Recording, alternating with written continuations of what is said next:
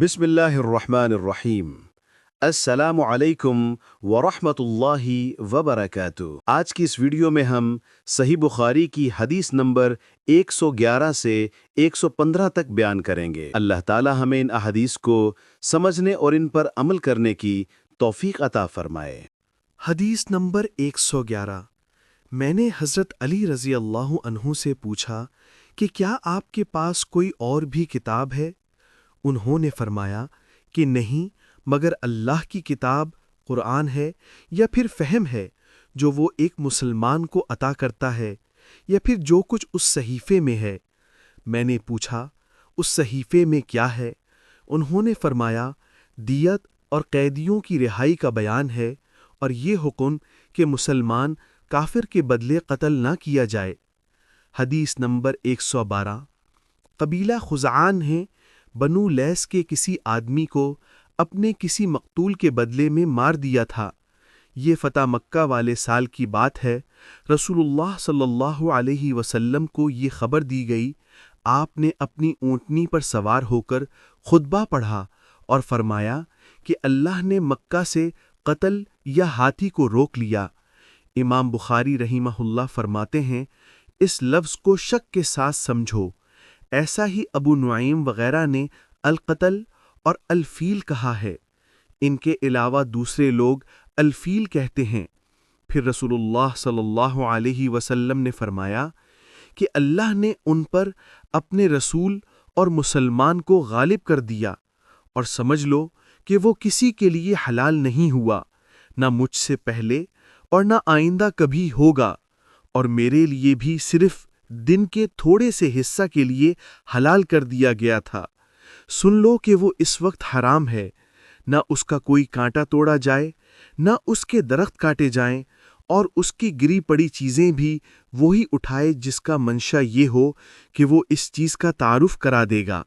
تو اگر کوئی شخص مارا جائے تو اس کے عزیزوں کو اختیار ہے دو باتوں کا، یا دیت لیں یا بدلہ۔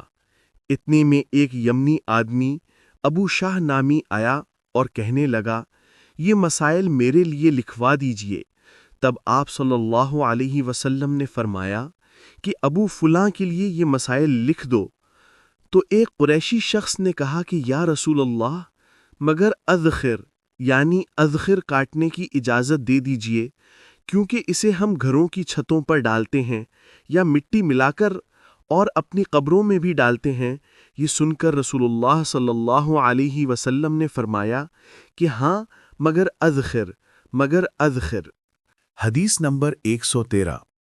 میں نے حضرت ابو ہریرہ رضی اللہ عنہ کو کہتے ہوئے سنا کہ رسول اللہ صلی اللہ علیہ وسلم کے صحابہ میں عبداللہ بن عمر رضی اللہ عنہما کے علاوہ مجھ سے زیادہ کوئی حدیث بیان کرنے والا نہیں تھا، مگر وہ لکھ لیا کرتے تھے اور میں لکھتا نہیں تھا۔